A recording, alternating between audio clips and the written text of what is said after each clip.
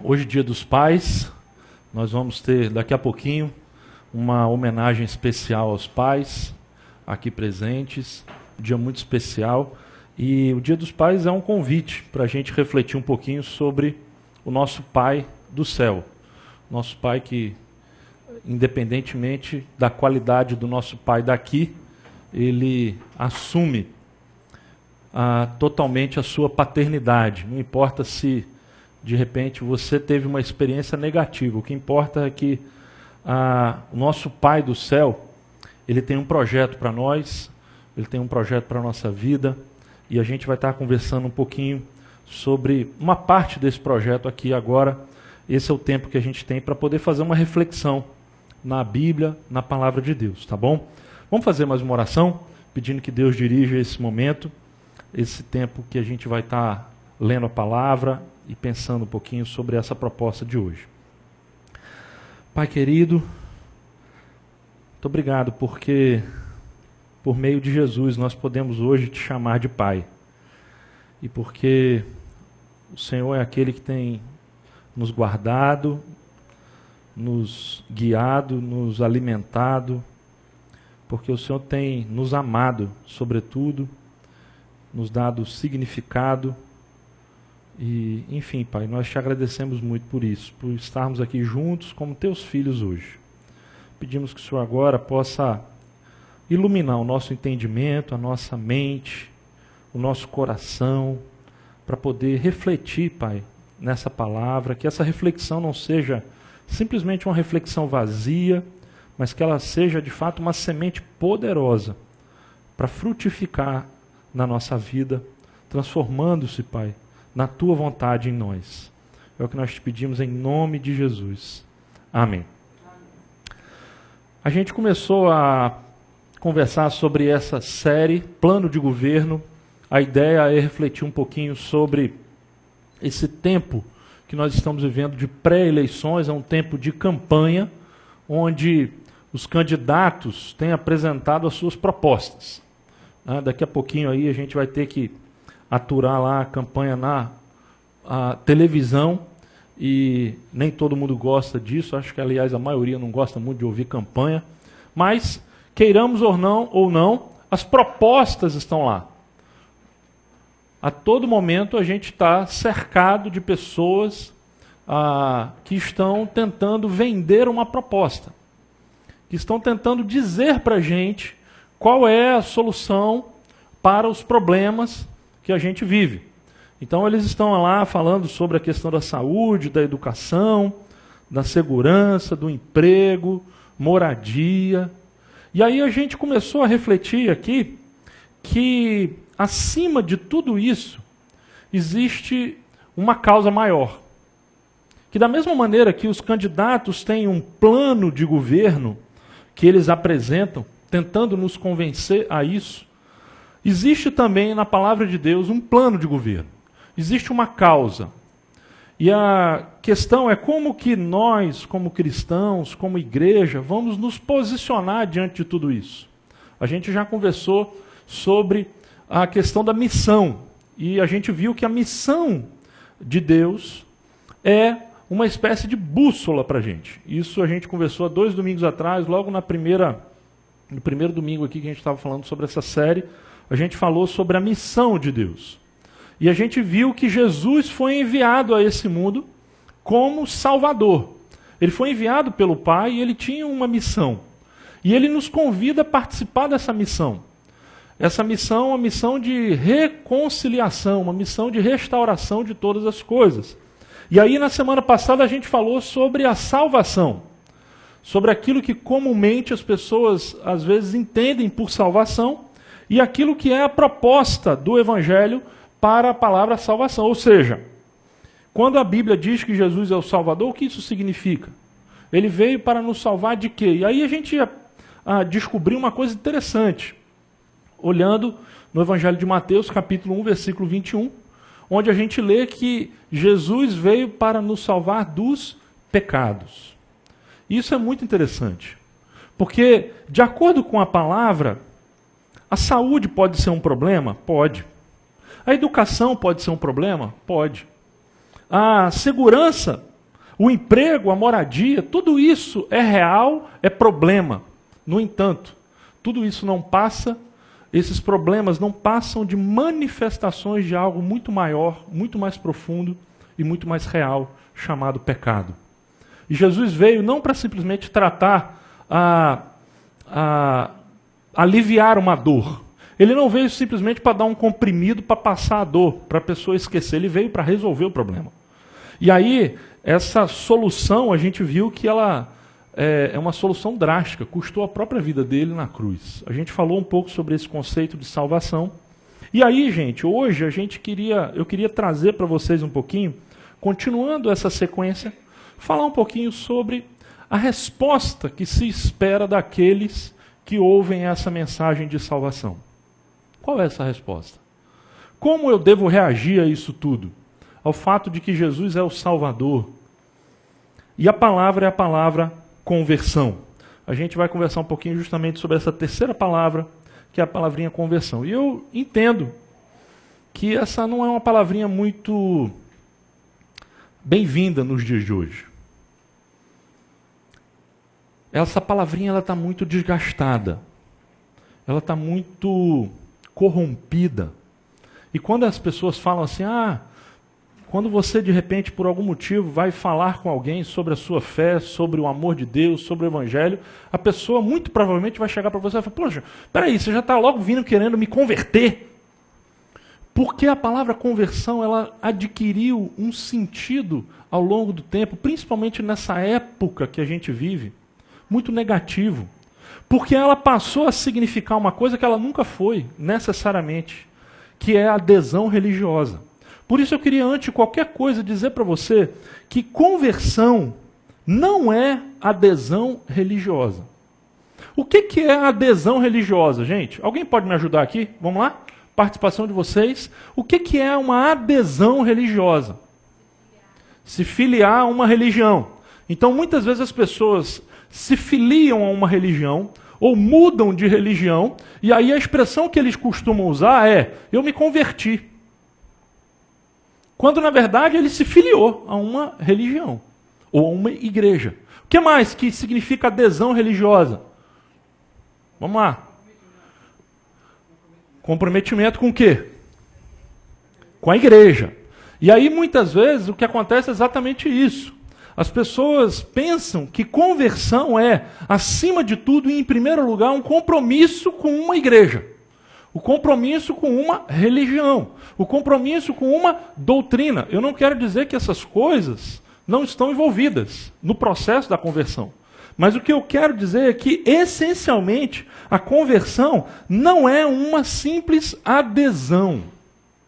Eu posso, se eu quiser, de repente, fazer um plano, lá na Claro ou na Vivo, eu vou lá no shopping, eu vou fazer lá um contrato, e esse contrato tem um nome.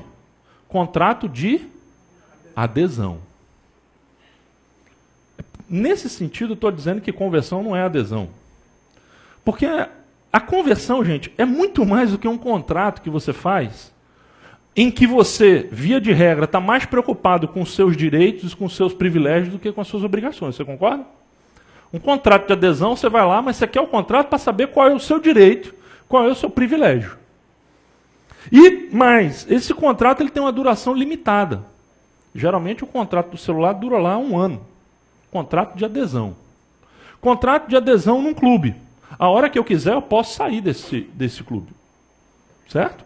Então eu quero dizer para vocês que a conversão, gente, é muito mais do que simplesmente uma adesão a uma religião, a uma doutrina, a uma igreja, a um pregador. É muito mais do que isso. Não vamos confundir conversão com adesão. A conversão, gente, tem no seu sentido original a ideia de voltar, a ideia de retornar. Esse é o sentido, assim, se a gente pegar a palavra lá na Bíblia, quando ela aparece, e tentar fazer ali uma análise dessa palavra, e resumir, a gente vai chegar a esses sinônimos. Converter-se nada mais é do que voltar, do que retornar. A ideia está presente ao longo de vários livros, principalmente nos profetas do Antigo Testamento. Um exemplo disso é o que a gente lê ali em Isaías. Olha só, povo de Israel, vocês se afastaram para longe de Deus, mas agora arrependam-se e voltem para Ele. A palavrinha ali para o voltem é convertam-se a Deus, voltem para Ele. Tudo isso, gente, tem a ver, a ideia da conversão tem a ver com o projeto de Deus para o mundo. Porque se a gente lê a Bíblia desde o início de Gênesis, a gente vai descobrir que esse homem foi criado, o ser humano foi criado numa conexão vital com Deus. Mas o pecado afastou, criou uma barreira. O homem, ao invés de viver numa dependência saudável de Deus, ele quis viver numa autonomia.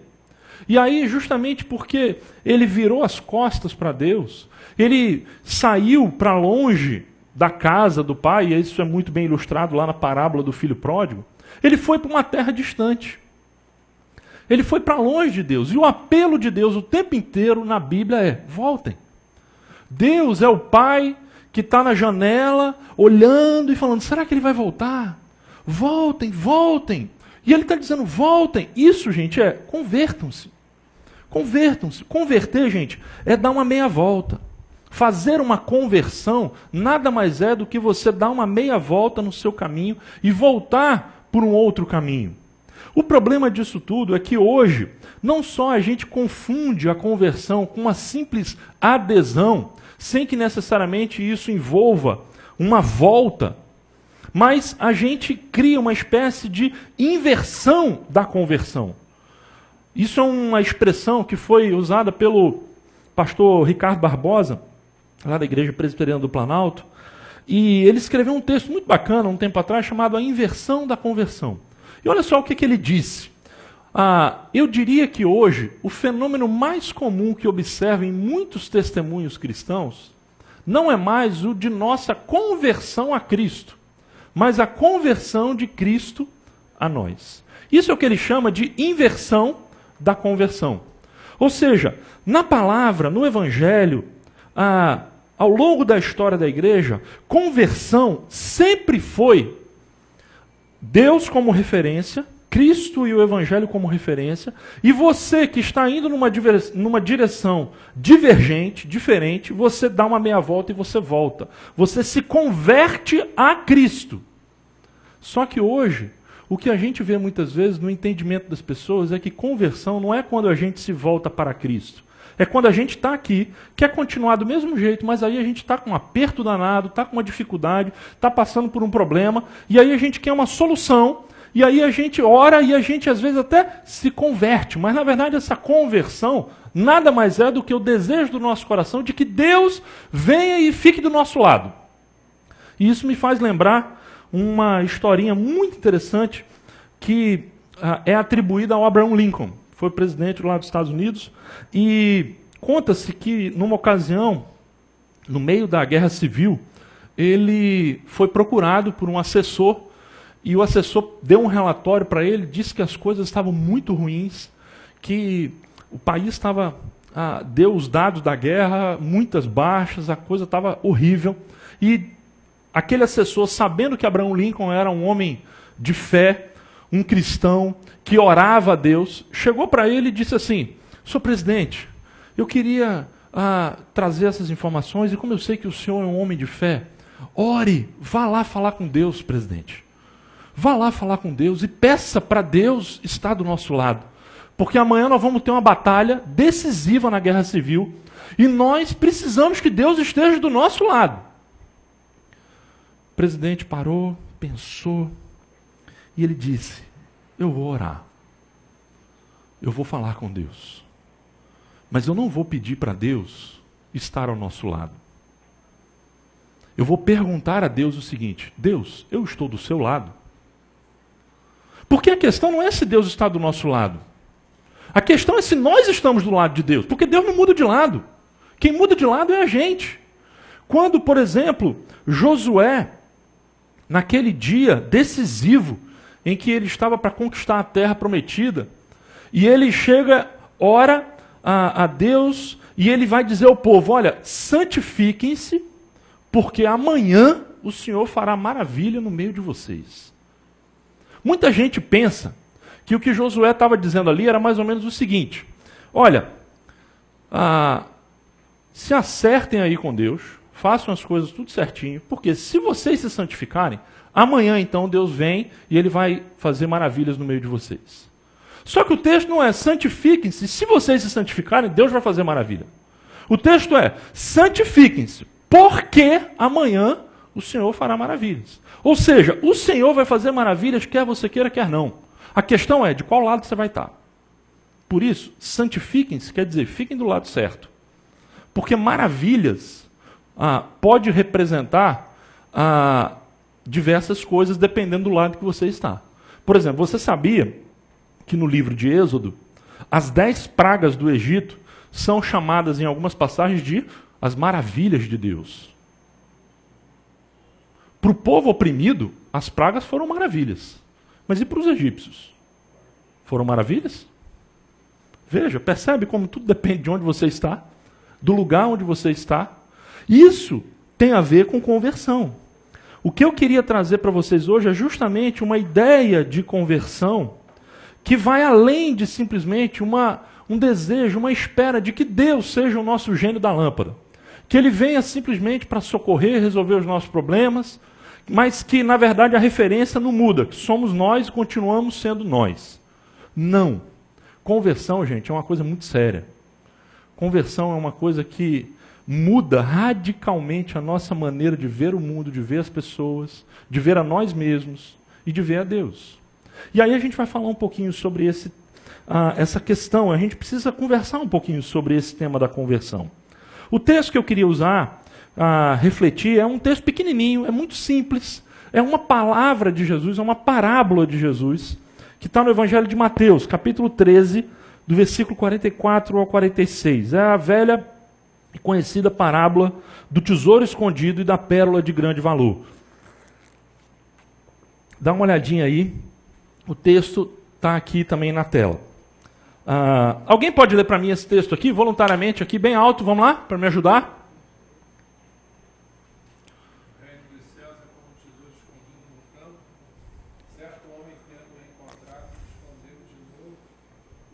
Cheio de alegria, foi, vendeu tudo que tinha e comprou aquele campo. O reino dos céus também é como um negociante que procura pérolas preciosas. Encontrando uma pérola de grande valor, foi, vendeu tudo que tinha e a comprou. Parábola tão simples, tão pequena. Mas eu acredito que aqui, gente, a gente tem algo muito importante relacionado com o plano de governo de Deus. Com a grande causa. A gente tem falado aqui sobre essa grande causa. Né?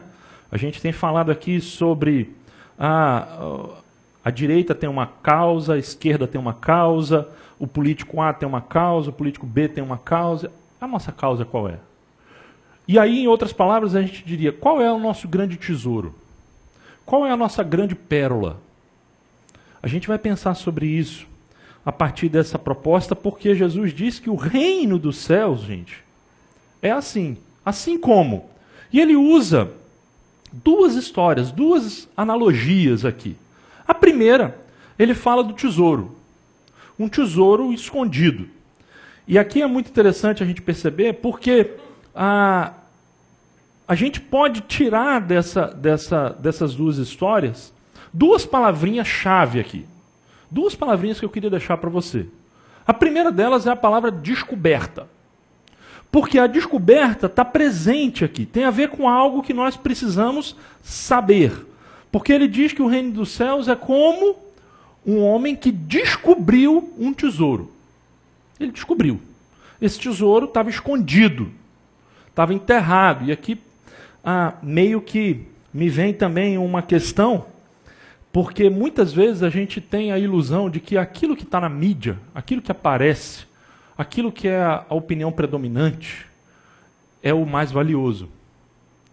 Só que o que nós vemos aqui é que o reino do céu, muitas vezes, ele está escondido. Muitas vezes ele está oculto. E justamente por estar oculto, ele precisa ser descoberto. Ele precisa ser revelado. Esse tesouro estava escondido. Da mesma maneira, a pérola, que era uma pérola de grande valor, ela estava escondida. E aí, por algum motivo, esse sujeito descobriu essa pérola. Ele já procurava, porque ele era um negociante que procurava pérolas preciosas. E aí, ele achou uma pérola. A imagem do tesouro e da pérola, gente, como algo escondido e como algo extremamente valioso, falam para a gente sobre Cristo e o Evangelho. Essa é a causa. Se a gente fosse pensar em termos de conversão, que é a nossa ideia hoje, o que é que nós entendemos por conversão? Quais são os dois movimentos da conversão? O primeiro é caracterizado por essa palavrinha, descoberta. A conversão começa a acontecer quando existe uma descoberta. Quando você tem aquela sensação de que, caramba, como é que eu deixei passar? Como é que eu nunca tinha percebido isso antes? Porque, gente, a verdade é que o mundo está aí ao nosso redor, nos oferecendo muitas pérolas, nos oferecendo muitos tesouros. Ele oferece para a gente. E aí a questão é que muitas vezes a gente não tem olhos para discernir e para achar a pérola de grande valor. A gente não tem olhos para descobrir o tesouro escondido, mas é o tesouro que vale muito mais do que tudo aquilo que nós temos. A gente está aprendendo aqui sobre o valor. A conversão começa quando a gente olha, a gente descobre, a gente tem a informação, a gente chega a um entendimento. E veja, isso começa com uma informação, começa na cabeça, começa com uma informação de que isso aqui é a coisa mais preciosa que pode acontecer, que pode existir. Você já parou para perceber como que muitas vezes a gente corre atrás, a gente sua a camisa, a gente gasta dinheiro naquilo que a gente acredita? Quando você acredita numa coisa, você não mede esforços para conseguir. É verdade ou não é? Eu não sei quanto a você, mas quanto a mim é assim. Se eu quero uma coisa, meu camarada, se isso está no meu coração, a gente vai atrás. E aí, a questão não é o tanto que nós estamos comprometidos. A questão é o tanto que nós damos de valor às coisas. Já viu no Maracanã, em véspera de jogo de final de campeonato, ou quando tem show aí, show de artista famoso, me lembro que teve agora, ano passado aí, teve uns shows aí, aqui de bandas aí, que o pessoal acampou ali do lado de fora da Apoteose para ficar uma semana na fila esperando o ingresso. Acampou. Aí, o que é interessante é que se de repente você conta para um colega do seu trabalho que você foi para uma igreja, para uma vigília, para passar uma noite orando e cultuando a Deus, o pessoal vai olhar para você e falar: caramba, esse cara é fanático, mano. Fanático religioso, perigoso, mano. Vou me afastar desse cara. Agora, se você conta para ele assim: pô, minha filha passou uma semana acampada para comprar um ingresso para One Direction. Aí ela fala: poxa, maneiro, hein? Determinada. Isso não é fanatismo. Você percebe como é que a situação é? Paradoxal. A questão é o quê, gente? A questão não é uma coisa ou outra. A questão é onde está o coração. Você vai investir naquilo que o seu coração está valorizando. Você valoriza, você corre atrás. Você valoriza, você faz sacrifícios. O que está entendendo aqui é que enquanto a gente não descobrir o valor do Evangelho, o valor de Cristo, ele não vai ser nada. Tem uma música antiga do famoso Arautos do Rei. Não sei quantos aqui já ouviram falar desse conjunto aqui. Antigão. Você conhece, Jordana? Oxa. Ó, que é isso, hein? Então, Jordana certamente já ouviu essa musiquinha do Arautos do Rei que diz assim: se você não for o primeiro... Não, se Jesus não for o primeiro... Vocês lembram dessa música? Alguém já ouviu essa música? Diz assim: se Jesus não for o primeiro em seu coração, então já não é mais nada. Não passa de uma ilusão. Ou seja, ou ele é o primeiro, ou ele não é nada. Jesus não será nada para você enquanto ele não se tornar tudo. É esquisito isso, né? É radical, ou tudo ou nada. Mas é. Por quê? Porque tem a ver com esse tesouro, com essa descoberta. A conversão, gente, então, é quando a gente vive cercado de um monte de coisas e a gente descobre alguma coisa que realmente traz sentido, propósito, significado para a nossa vida e a gente diz, isso aí. Não tem outra coisa comparável a isso. E aí vem a segunda palavra, vem o segundo movimento, que a gente pode chamar aqui de atitude. Se o primeiro é a descoberta, que tem a ver com algo que a gente precisa saber, o segundo tem a ver com uma decisão que nós precisamos tomar. Por quê? Esse camarada que descobriu o tesouro, o que ele fez? Vocês lembram da história? O que ele fez? Ele foi, tomou providências. Ele não descobriu aquilo e falou, caramba, um tesouro maneiro. E a vida dele continuou. Foi assim? O que ele fez? Ele tomou providências. Quais foram as providências que ele tomou? Ele descobriu um meio, um propósito de ter aquilo. Ele não sossegou enquanto ele não comprou aquele campo. E aí ele foi lá, vendeu tudo que ele tinha e comprou.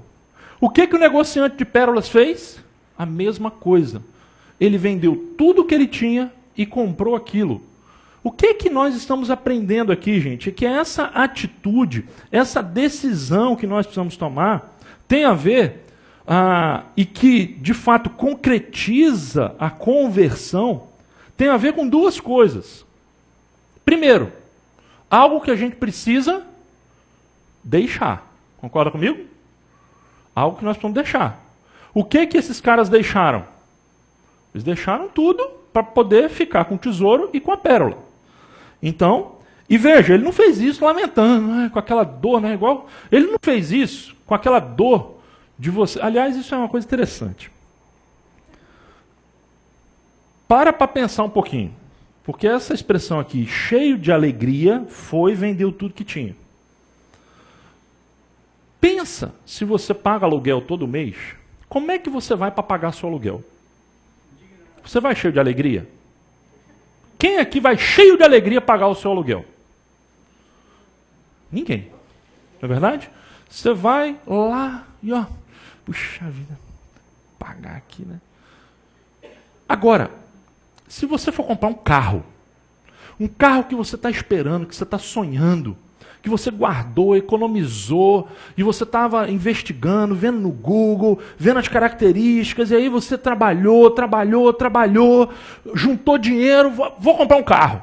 Aí você vai comprar aquele carro que você queria. Aí você chega lá, sei lá, o carro vale 1 ano de aluguel, o preço. Você chega lá, alguém vai triste para comprar um carro? Alguém já foi triste para comprar um carro?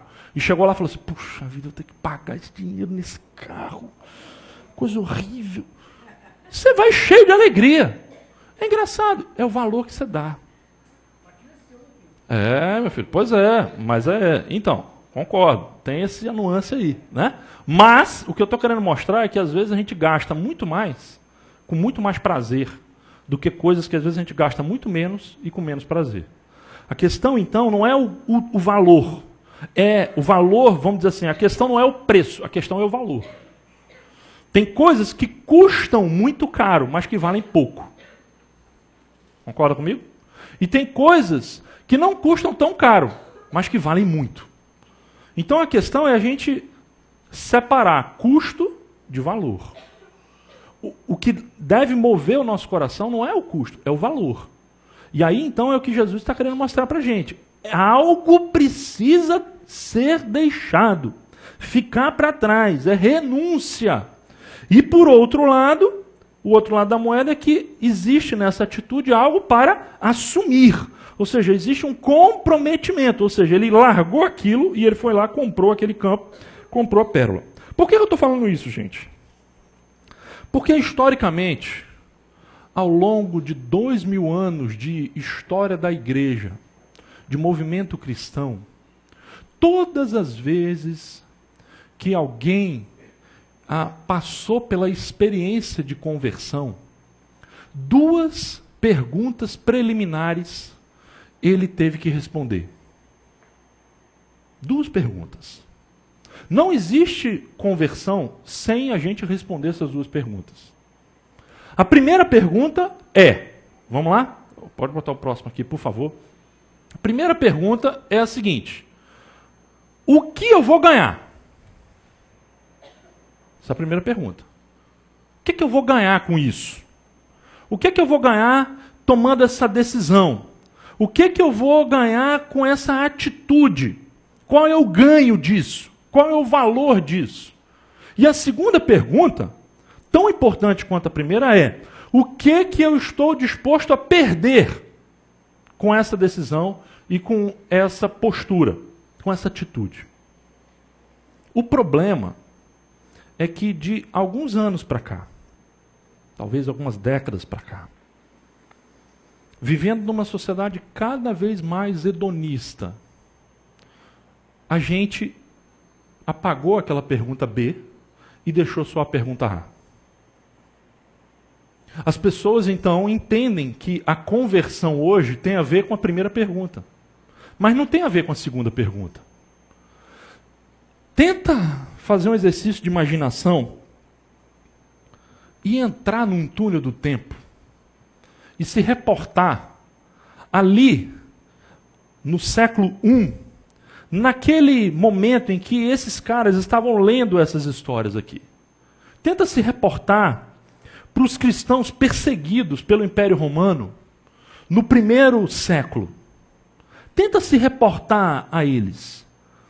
E aí a pergunta é o seguinte: Jesus, os apóstolos, os discípulos saíram pelo mundo falando sobre o reino de Deus, o reino dos céus, sobre o amor de Deus, sobre o Evangelho.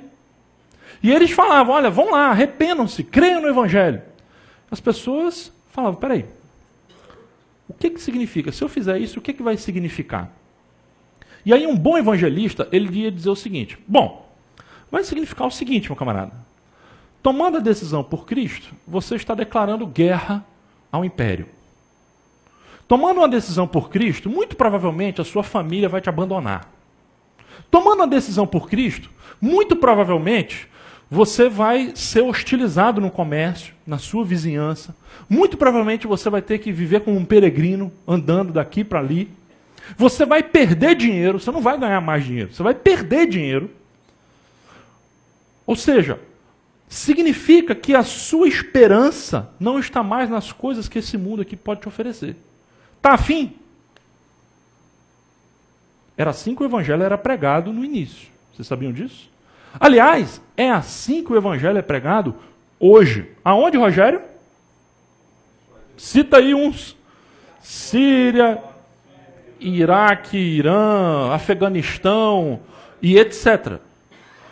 Lá, imagine-se num país como esse, simplesmente falando de conversão. Primeiro que é proibido. Né? Ou seja, a sua religião, nesses países, está definida na sua carteira de identidade. Você nasce e está lá a carteira de identidade. Clinton, Sutherland, César. Embaixo, religião, muçulmano. Eu não posso, porque isso está atrelado à minha identidade, me tornar um cristão. Tornar-se cristão é um crime passível de pena de morte, em alguns países ainda hoje. Aí eu pergunto: o que eu estou disposto a perder? Esse camarada, a gente não precisa nem fazer essa pergunta, porque ele já sabe dessa pergunta. A questão é que nós vivemos num mundo ocidental, que o evangelho é pregado de uma forma muito livre. E aí, muitas vezes a gente omite essa pergunta: o que eu estou disposto a perder? A gente passa por cima. Mas o evangelho não existe se a gente tira isso. Aliás, gente, na vida é assim. Na vida é assim. Só que a gente, às vezes, não passa para a vida aquilo que é o evangelho. Vou dar um exemplo. O camarada está namorando, firme com a garota, e aí eles tomam uma decisão: vamos casar. Essa decisão tem alguma implicação prática sobre a vida dele? Precisa deixar alguma coisa para trás ou não? O que vocês acham?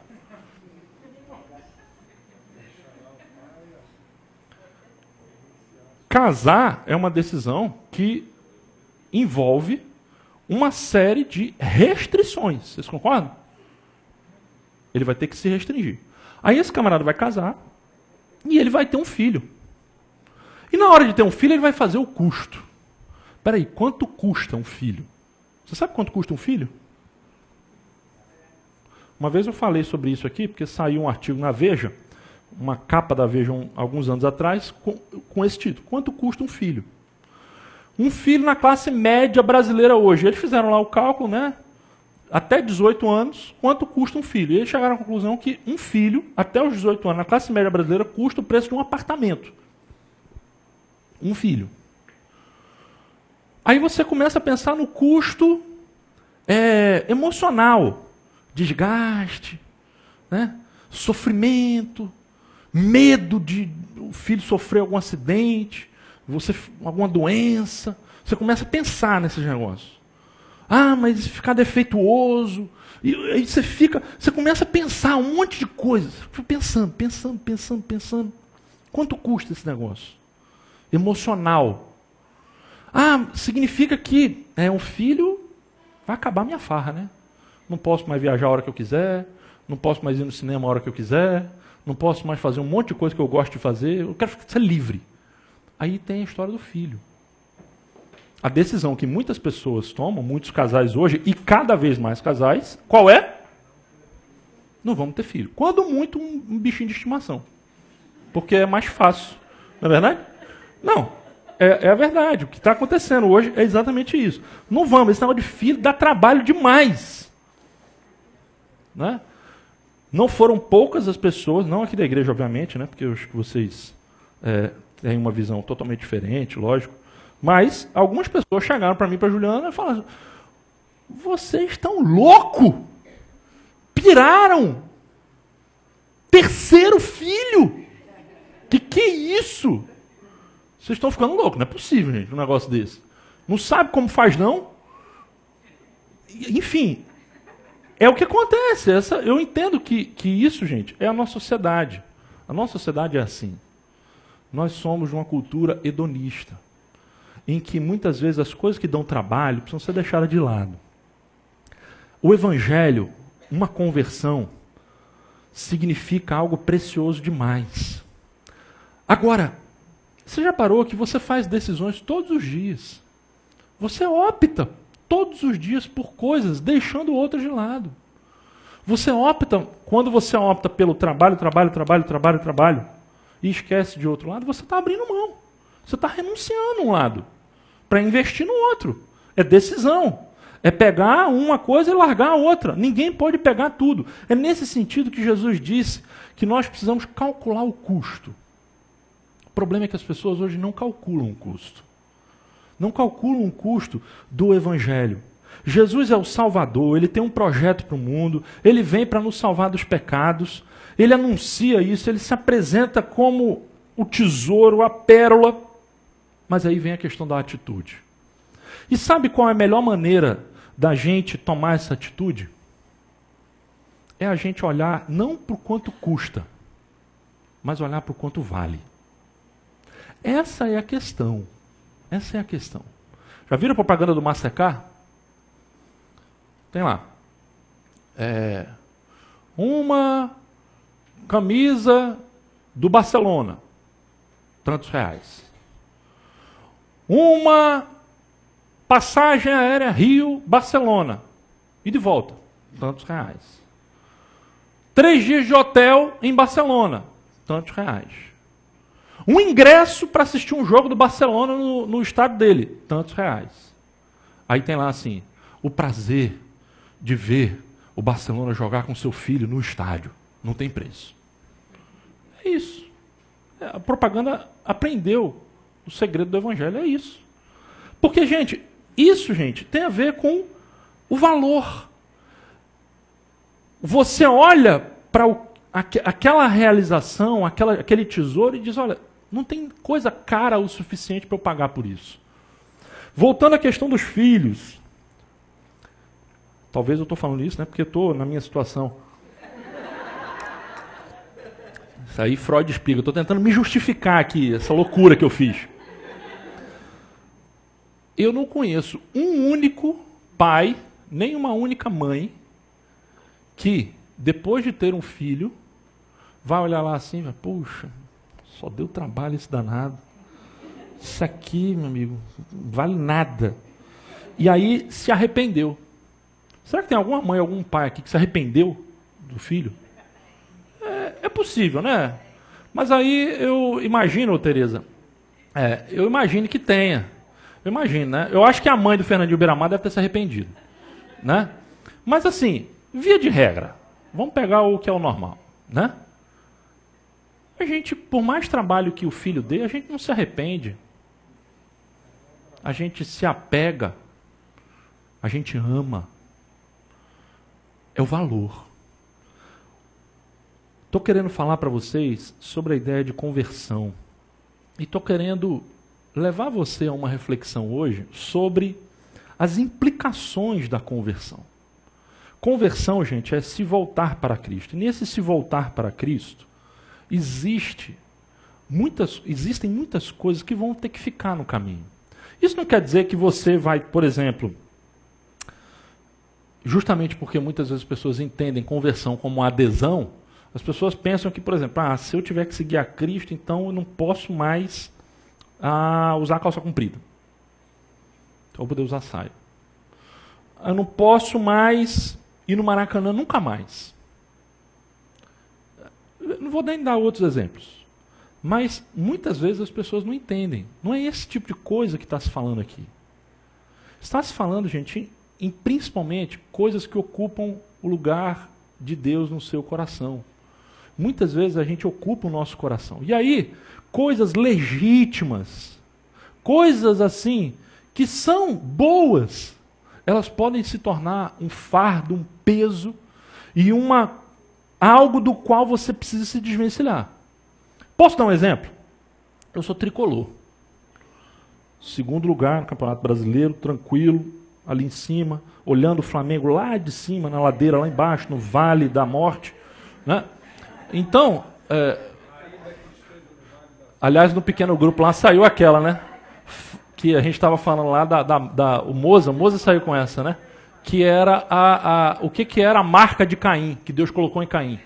Era uma blusa do Flamengo. Que Deus marcou Caim com a blusa do Flamengo. Né? Mas, enfim, brincadeiras à parte.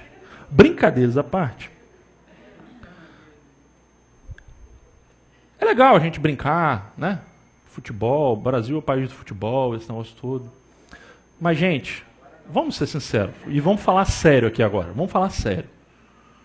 Quantas vezes um time de futebol se torna um ídolo no nosso coração?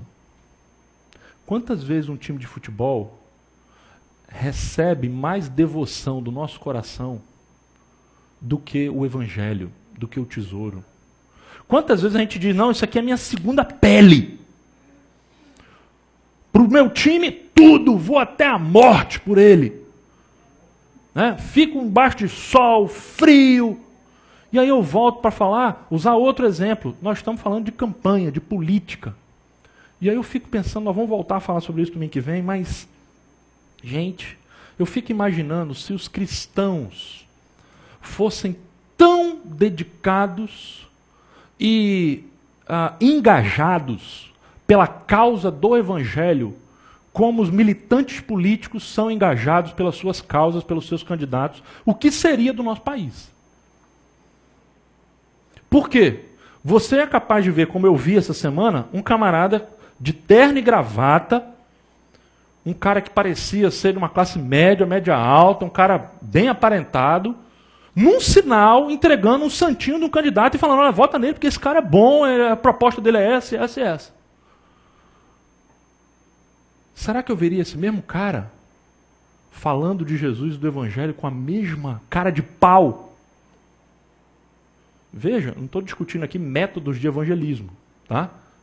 Não estou discutindo o método, eu estou falando da disposição. A verdade é que muitas vezes esse tesouro não é tão tesouro assim. Essa pérola não é tanta pérola assim. Para resumir, para a gente concluir, conversão então, de acordo com essas duas parábolas que a gente vê no Evangelho, envolve uma descoberta, ou seja, algo que precisamos saber, e envolve uma atitude, ou seja, algo que nós precisamos decidir. Essa atitude tem a ver com algo negativo que você renuncia e algo positivo, um compromisso que se assume. Muitas vezes a gente tem facilidade de renunciar coisas, mas tem dificuldade de assumir o compromisso com outras. E muitas vezes a gente assume o compromisso muito facilmente, mas a gente tem dificuldade de deixar algumas coisas que se tornaram ali ídolos no nosso coração.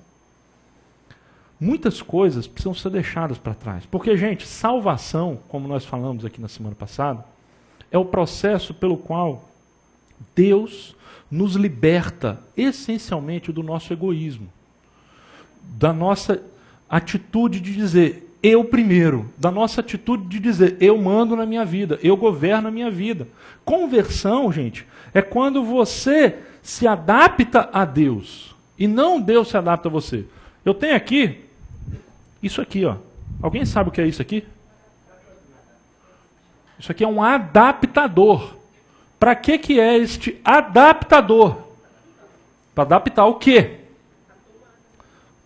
Você tem uma tomada como essa, que é o padrão hoje, e aqui você compra um aparelho antigo que tem ainda aquelas duas tomadinhas chatas.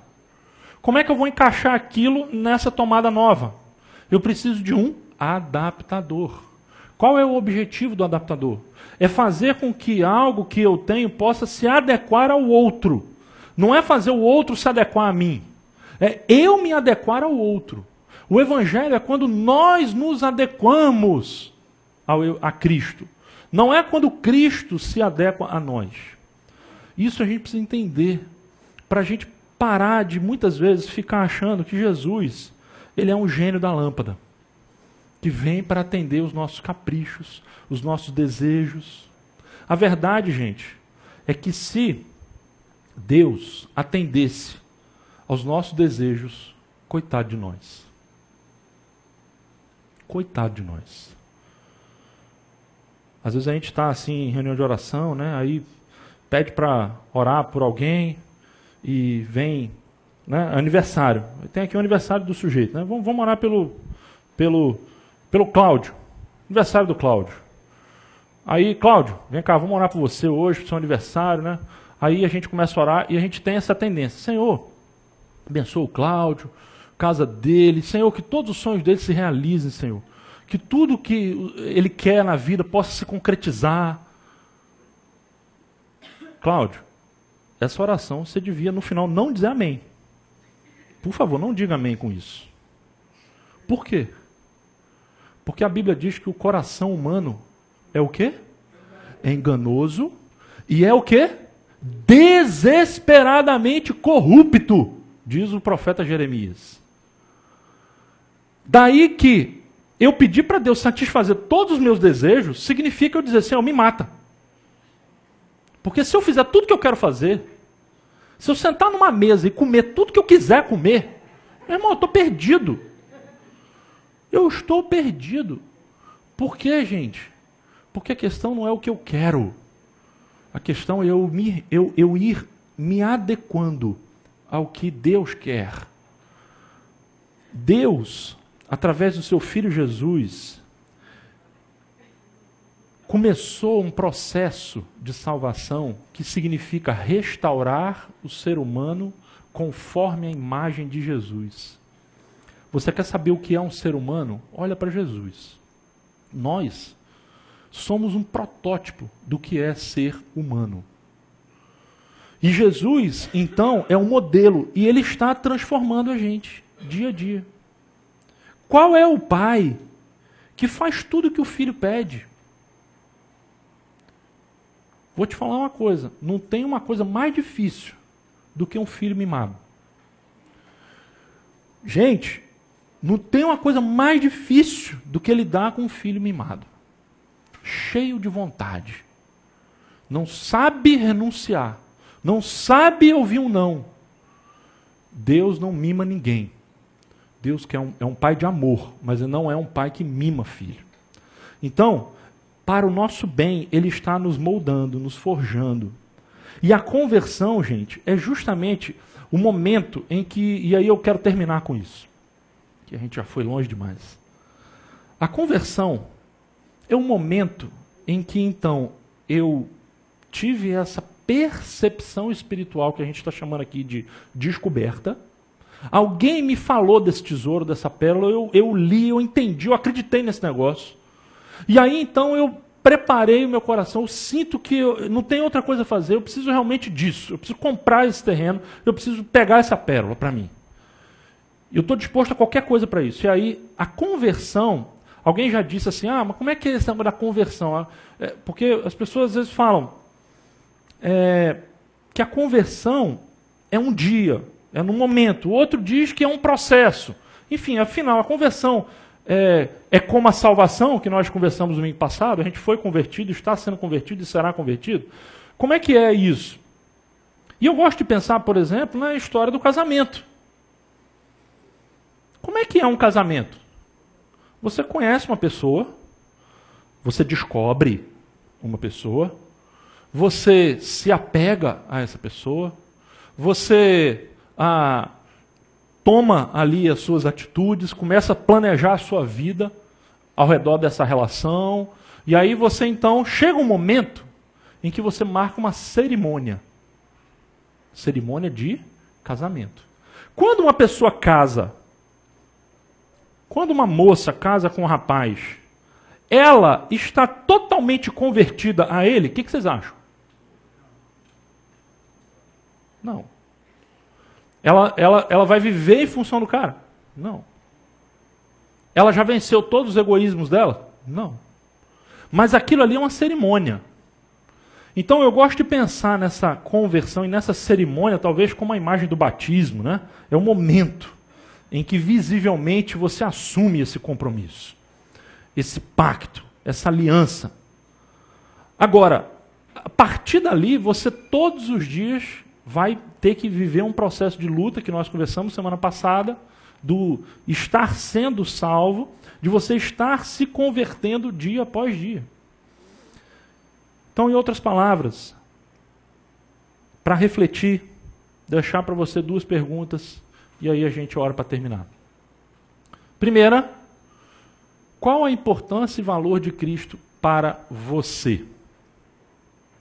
Para te facilitar a pensar nessa pergunta, não pensa em termos absolutos, não. Pensa em termos relativos. O que eu quero dizer com termos relativos? Tenta colocar outras coisas ali na listinha e ver como que Cristo se posiciona em relação a essas outras coisas. Porque aí a gente vai chegar na segunda pergunta. Vamos lá? O que você ainda teria dificuldade de abrir mão para obter o tesouro do Evangelho? Se tem alguma coisa na sua vida da qual você diz, não, isso aqui eu não abro mão. Eu sou assim, é meu jeito. Eu sou o que eu sou. Então, não dá, eu sou assim. Tem uma falácia, gente. Obrigado, Rose. Tem uma falácia muito grande, hoje em dia, que é aquela falácia que diz assim, que Deus te aceita do jeito que você é. Essa frase é perigosa. É muito perigosa. Por quê? Porque, de fato, ele nos aceita como nós somos. Senão ele teria enviado seu filho. Mas, por outro lado, justamente porque ele nos aceita como nós somos, mas ele quer nos levar a ser quem ele é. Então, essa frase pode servir de desculpa para uma acomodação, para um processo de estagnação. E eu estava lembrando que, outro dia desse, agora está circulando aí no Facebook, no YouTube, na internet, um vídeo de um casal que o cara fez os votos para a moça, e aí os votos que ele fez para ela era mais ou menos assim: meu amor, eu te amo, não sei o quê, aquela coisa de sempre, né? Que a gente já sabe que acontece no casamento. E aí, a certa altura, o cara disse assim: eu quero te agradecer porque você não me aceitou do jeito que eu sou. Porque se você me aceitasse do jeito que eu sou horrível. Porque você me encorajou a crescer, a mudar, a melhorar. Então, gente, Deus é assim com a gente. Ele nos aceita, mas Ele quer que a gente seja como Jesus. Ele nos ama demais para deixar a gente escravo desses vícios que aprisionam a gente. Então, o que você ainda teria dificuldade de abrir mão para obter esse tesouro do Evangelho? O que ainda dentro de você fala, não, isso aqui não dá não, Senhor. Aí já é demais, Senhor. Isso não dá para mexer. Não mexa nisso. Não mexa nesse não. Esse quartinho aqui, Senhor, não dá para entrar. Esse aqui o Senhor não entra não. É nesse aí que ainda precisa de conversão. Em suma, plano de governo de Deus para o mundo, para você, para mim, tem a ver com a salvação, a missão, mas a maneira pela qual eu preciso a maneira pela qual eu posso e devo participar disso que Deus está fazendo é através da conversão. Todas as vezes na Bíblia que os profetas, os apóstolos pregavam, eles falavam do amor de Deus, falavam do que Cristo fez, falavam tudo, e no final eles diziam, o pessoal perguntava, e agora, o que a gente faz? A resposta era qual? Convertam-se. Convertam-se a Deus. Voltem para Deus. Se Deus fez tudo isso, a resposta que Ele espera de você e de mim é essa, conversão. E aí eu termino então, quero fazer uma oração, eu queria que você pensasse hoje na sua própria vida. Eu tenho a impressão que eu estou falando aqui para uma maioria absoluta de pessoas que, se a gente perguntasse, você já teve uma experiência de conversão? Você ia dizer, já. Eu acho que a maioria aqui ia dizer isso. Mas eu queria que você pensasse agora com muita cautela sobre isso. Será que o que você teve foi uma experiência de adesão religiosa? Ou se o que você teve é uma experiência de conversão, que tem transformado a sua vida? Será que você hoje é mais parecido com Jesus do que você era antes dessa experiência de descoberta, de atitude de entrega? Né? Então, como é hoje? A conversão, gente, acontece mediante o arrependimento e a fé. E aí então, será que isso é presente na sua vida hoje? Será que arrependimento é uma coisa, para a gente pensar, será que arrependimento é uma coisa que a gente tem uma vez na vida e depois não se arrepende mais? Será que nós, no dia a dia, a gente vai para casa e na hora de dormir, a gente deita, bota a cabeça no travesseiro e diz, e tem aquela sensação, Senhor, quanta bobagem eu fiz hoje. Senhor, me perdoa, me arrependo. Geralmente a gente se arrepende, porque se o arrependimento não é uma constante na nossa vida, todos os dias, tem alguma coisa errada, porque a gente, como a gente viu, o coração é enganoso, então a gente precisa se arrepender todo dia. A gente precisa aceitar Jesus todos os dias. E nisso eu me lembro do meu pai, né, falando de pai aqui hoje, porque eu tive muito conflito com isso na minha adolescência. Talvez porque eu fui uma peste de comportamento. E eu falei isso aqui no grupo essa semana. Eu era filho de pastor, né, neto de pastor, e na igreja o filho de pastor ele tem uma posição de observação única. O filho do pastor é o filho do pastor. Então as pessoas olham assim, não, aquele ali é o filho do pastor. Só que eu era um terror, um terrorista. Então, pra você ter uma ideia, eu fui pregar numa igreja lá em Recife, foi a igreja que eu cresci, alguns anos atrás. E aí acabou o culto, veio uma mulher, uma senhora falar comigo. Eu estou aqui, estou chorando. A mulher chorando na minha frente. Não acredito, você está aqui pregando. Aí ela mostrou uma marca aqui do lado. Falou, tá vendo isso aqui? Isso é uma mordida que você me deu. Até hoje está aqui a marca. Quando eu era criança.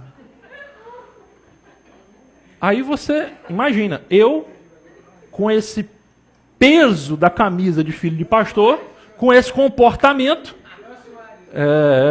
com esse comportamento, comecei o quê? Ficar em crise. Chegava, às vezes, de noite, desesperado, e eu me lembro de várias vezes que eu fui no quarto do meu pai chorando, pai, eu vou para o inferno. eu vou para o inferno. E aí eu gritava, e meu pai sempre me dizia, meu filho, está em dúvida, ajoelha, aceita Jesus de novo. Então eu aceitei Jesus, eu me converti umas 500 vezes. Umas 500 vezes. E eu aprendi que é justamente se convertendo uma vez após a outra, que nós efetivamente nos convertemos. Porque uma decisão que você afirma uma vez e você não pode afirmar de novo, tem algum problema. Se você está com 30 anos de casado e você disse sim, e você não é capaz de repetir aqueles votos hoje, tem alguma coisa errada. Você concorda comigo? Então você precisa reafirmar todos os dias o compromisso. Vamos fazer uma oração, tá bom de falar.